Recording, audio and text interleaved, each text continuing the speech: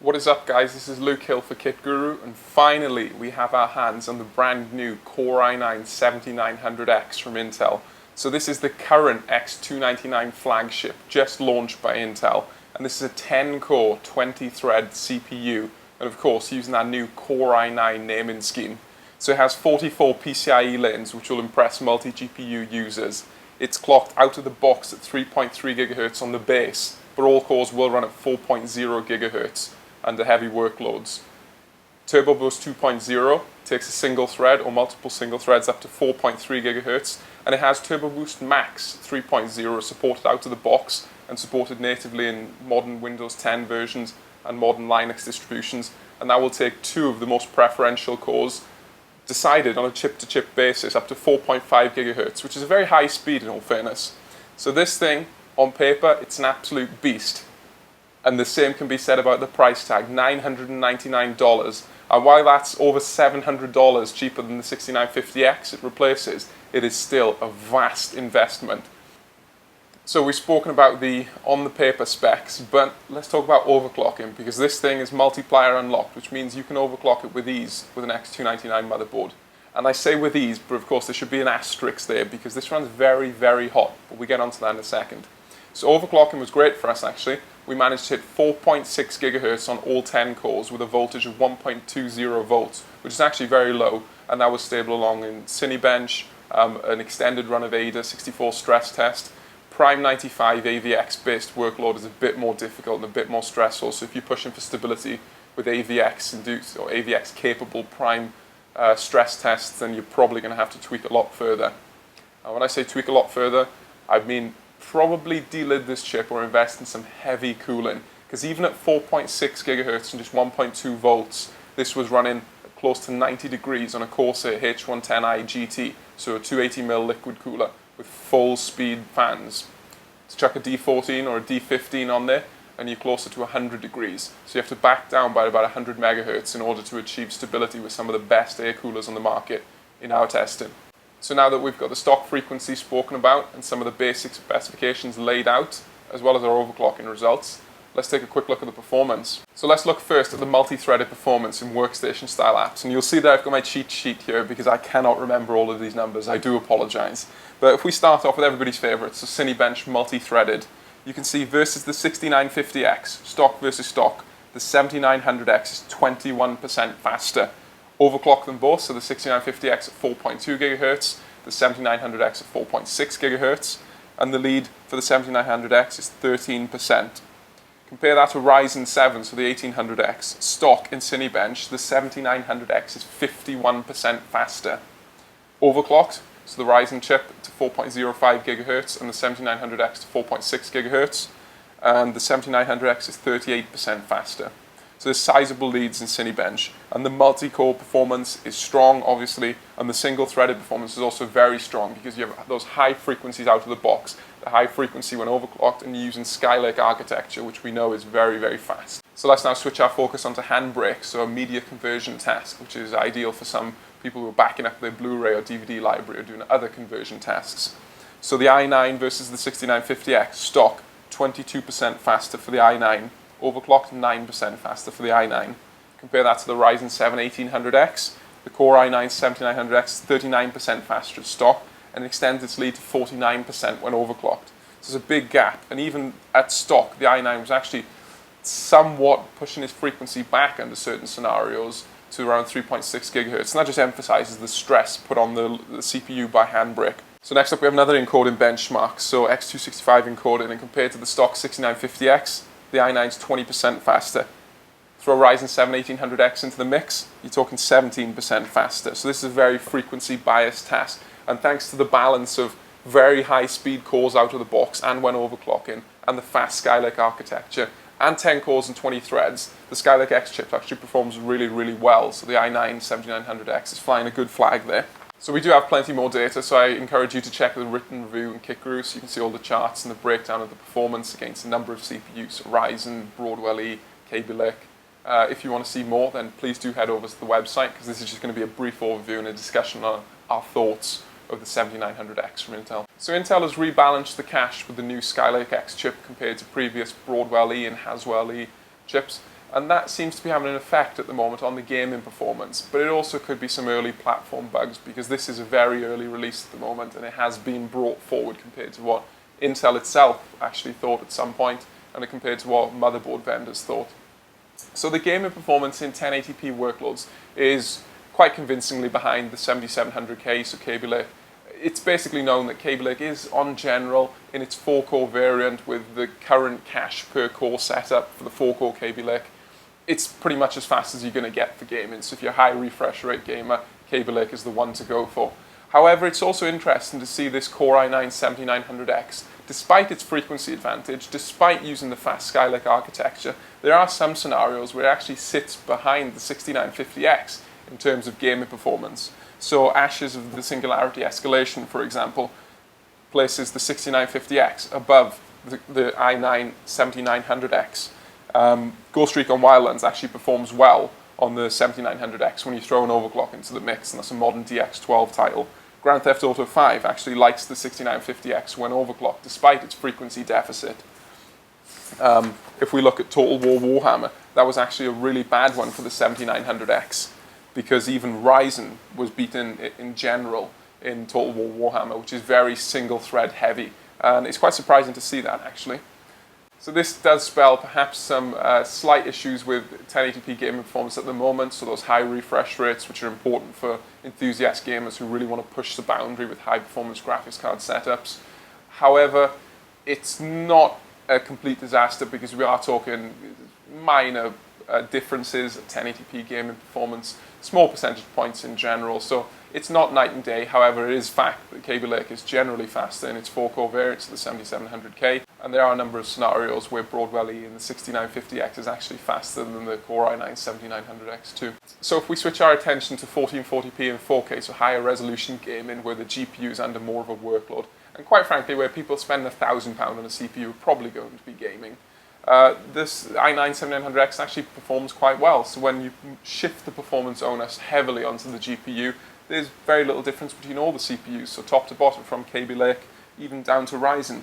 So 1440p gaming or 4K gaming, the high performance GPU, fine, yeah, no problems on Core i9-7900X. Of course, if you're really pushing those frame rates up into the 1440p 165 Hz range or 4K 144 Hz when the new monitor's coming out, then you may start to see differences, but you'll have to invest a considerable amount of money into the GPU setup to get to that point. And now we get onto the real sticky points for Core i9-7900X. Number one, power consumption. Number two, temperatures.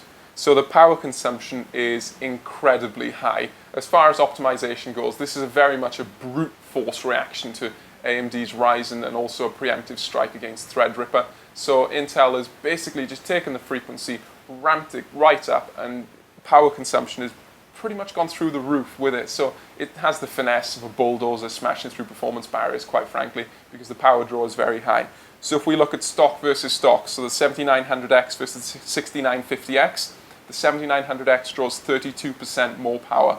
When both chips are overclocked, even though the 6950X is operating at a higher voltage, so 1.275 volts on its 10 cores, versus 1.2 volts on the 7900X's 10 cores, the 7900X still demands 15% more power from the wall. And those numbers, just as solid numbers. So at stock, the draw from the wall with a platinum efficiency power supply was almost 300 watts for the 7900X, and that was over 400 watts when we overclocked the 7900X to 4.6 gigahertz. So a very sizable amount of power. Putting a lot of stress on the 8-pin connector, so a board with an 8 plus 4 pin could be a smart choice. Putting a lot of stress on the motherboard VRM, having a lot of heat into your case or into your gaming room. It's very power hungry, it's very much a brute force approach to performance, but of course if you need the performance, then completely fine. If you want efficiency, then perhaps you should be looking elsewhere. Compared to Ryzen 7 1800X, because of course AMD seems to have this name for poor efficiency and poor thermal performance in the past, and that simply isn't the case anymore. Compared to Ryzen 7 1800X, the 7900X actually commands 47% more power under load at stock clocks. So it is significantly faster, but it commands 47% more power for that uptick in performance. If you overclock both chips, so Ryzen to 4.05 gigahertz and the 7900X to 4.6 gigahertz, the 7900X actually commands 54% more power than Ryzen. So it's pulling over 400 watts from the wall versus Ryzen 7 1800X, 264 watts when overclocked. So that's a sizable difference. That's a 130 watt, 140 watt difference. It's a big deal. You could power a medium performance graphics card in that kind of power delivery specification. So it's quite a big amount of performance difference. But if you have a workload where time is money, this power could be a worthwhile investment. Of course, that's up to you to decide. And just as kind of a somewhat humorous point, if you compare the overclocked 7900X, the 10-core chip, compared to its 4-core 7700K competitor or alternative, if you prefer, it actually draws more than double the power.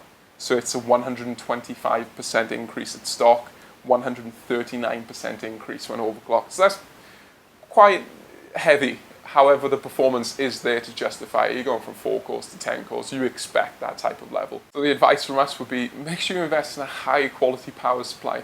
Those guys you said, myself included actually, you said 1200, 1500 watt power supplies are completely unnecessary in today's market, are quite frankly eating their words right now, because this chip overclocked with a couple of high performance graphics cards, you're really going to be wanting a 1 kilowatt or more power supply if you want to keep healthy fan levels for the power supply and healthy levels on the efficiency curve. This is power hungry. 7900X likes a lot of power. And then we move on to CPU temperatures. And this is a really disappointing point, quite frankly, because we saw at Computex that it was revealed that the 7900X and the other skylake-x chips are actually using thermal paste under the heat spreader rather than solder like some of the previous high-end desktop chips from Intel, or quite frankly like Ryzen. So thermal performance is, quite frankly, it's not good. So if you're running a Corsair H110i GT 280mm liquid cooler at full fan speed, which is really, really loud, 2300 RPM fans, you can expect 58 degrees Celsius and a stock clock load, and that's in a roughly 23 degrees Celsius ambient environment. So that's a higher temperature than, for example, a 6800K when overclocked. It's a higher temperature by 15 degrees than the 6950X. It's more than 20 degrees hotter running than the Ryzen 7 1800X, also at stock. So thermal performance is not great at stock, but it's really not great, and this starts to become a problem when you overclock the chip. So we actually had to tame back our overclock because we initially started testing 1.25 volts on a D15 from Noctua, and that was 100 degrees within the snap of our fingers. We tried 1.25 volts on the Corsair H110i, and that was also pushing towards 100 degrees Celsius very, very quickly. And we're just not comfortable recommending a chip that's pushing towards 100 degrees Celsius. It's too high. It's just too high for long-term usage. So overclocked, we tamed our voltage back down to 1.2 volts, but even then, with the Corsair H110i 280mm liquid cooler running at absolute full speed, we were struggling to keep the chip below 85 degrees Celsius. So it actually hit 78 degrees Celsius under load in Cinebench, and that was climbing towards 84 degrees Celsius in our quick run of Ada 64.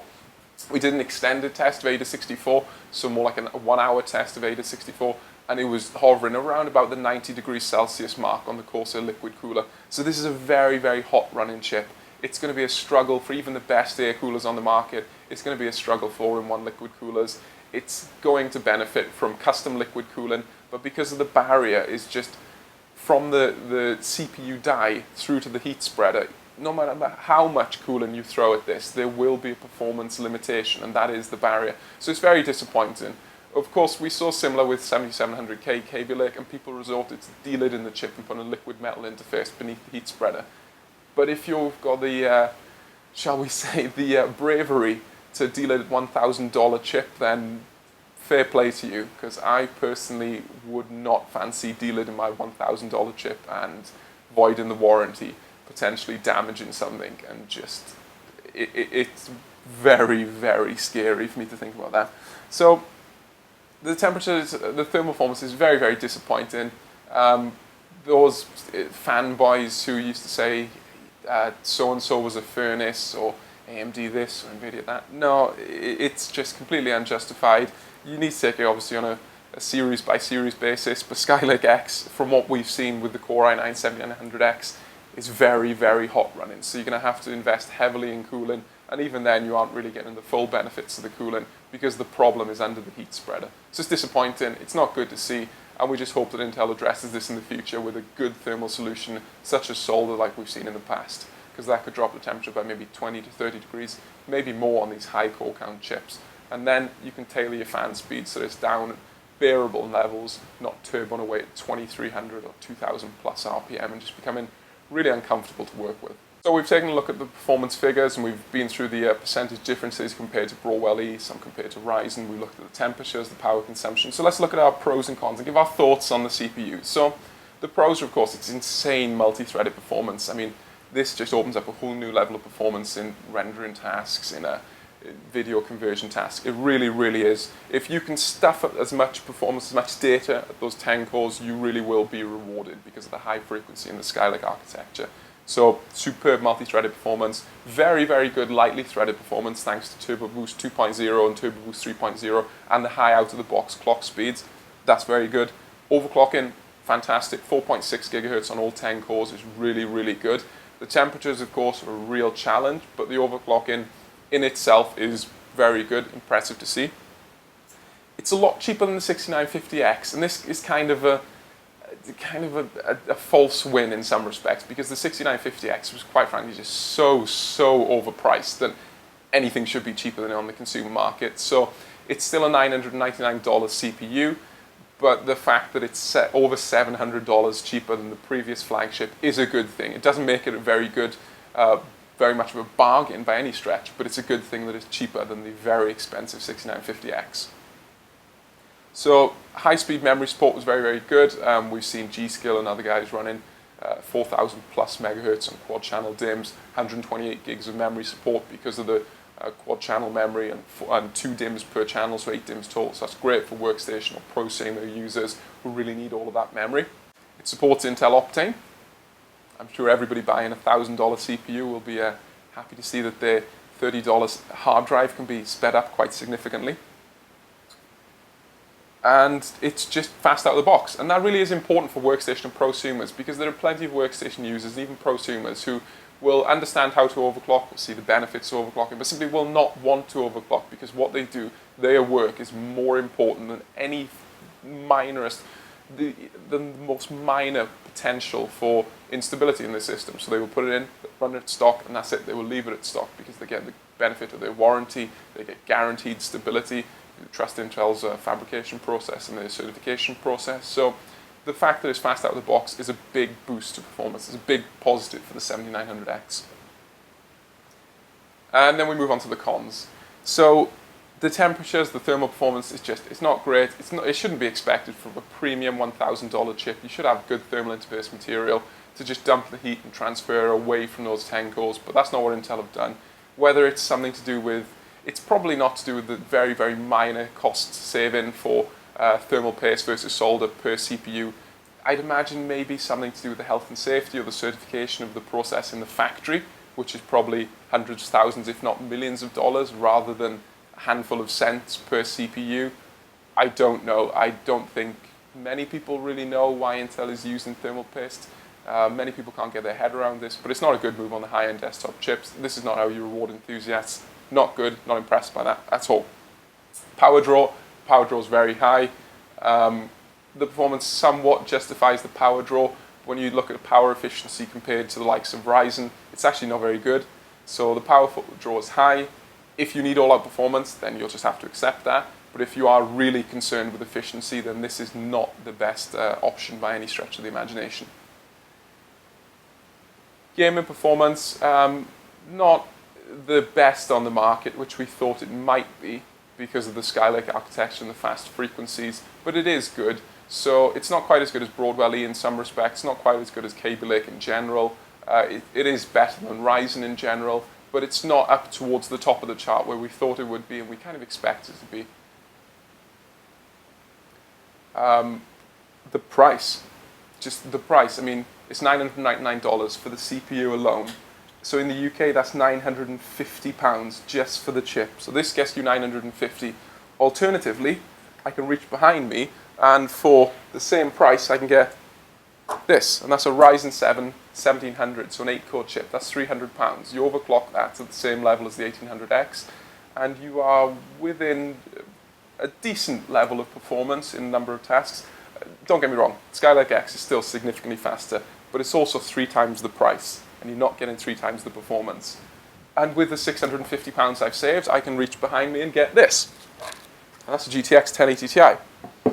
So the value aspect is tough when you compare this, so the one chip, compared to a GTX 1080 Ti plus a Ryzen 7 1700. That's quite a tough swallow. It might be justifiable in your case if time is money to you and you really need all the performance this CPU offers, fantastic. If you're an enthusiast who just wants the best, fantastic. But if you really do care about money and can put that money to better uses, like a GTX 1080 Ti, if you're a high refresh rate gamer, or if you really do care about 4K performance, then the value perspective is just not there with X299. And that's always been the case with Intel's high-end desktop platform. It has the allure of a really premium product, and you have to pay up for that, quite frankly. And then, of course, there's Threadripper, which is upcoming from AMD, so maybe a few weeks away. We hope summer 2017, and that's going to be an up to 16 cores. So you're going to have 16-core Threadripper competing against 10-core Core i9 7900X and the 12, 14, and 16 and 18-core variants coming through from Intel in the coming months. So Threadripper could be a spanner in the works for Intel. We've seen up to 64 PCIe lanes across the whole CPU, quad-channel memory support, 16 cores. We don't know clock speeds, but you would guess that they would be somewhat similar perhaps to Ryzen 7 at the moment, if you're being optimistic. So that's going to be quite a tough battle for Intel when AMD, you would think, will have the value option covered with Ryzen 7, and then the more value or more cost-effective than skylake-x option covered with Threadripper. So time will tell. We'll have to wait and see.